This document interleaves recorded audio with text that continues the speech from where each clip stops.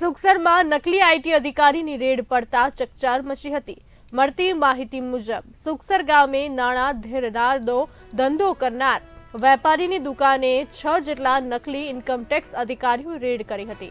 ત્યારે અલ્પેશ ઉકારભાઈ પ્રજાપતિની દુકાને 6 જેટલા નકલી ઇન્કમટેક્સ અધિકારીઓ રેડ કરી હતી, જેમાં નાણાં ધીરદાર ચોપડા ચેક કરી દાગીના તેમજ ચોપડા જમા કરી કેસ કરવાની ધમકી આપી હતી।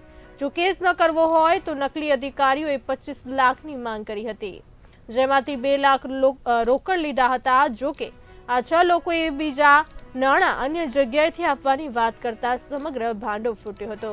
ત્યારે સુખસર પોલીસે અમદાવાદના ભાવેશ બિપિન ચંદ્રાચાર્ય તેમજ દાહોદના અબ્દુલ સલેમાનને ઝડપી પાડ્યા હતા, જ્યારે અન્ય 4 ફરાર થયા હતા। તો સુખસર પોલીસે 6 લોકો વિરુદ્ધ છેતરપિંડી કર્યા અંગે ગુનો નોંધી વધુ તપાસ હાથ ધરી હતી।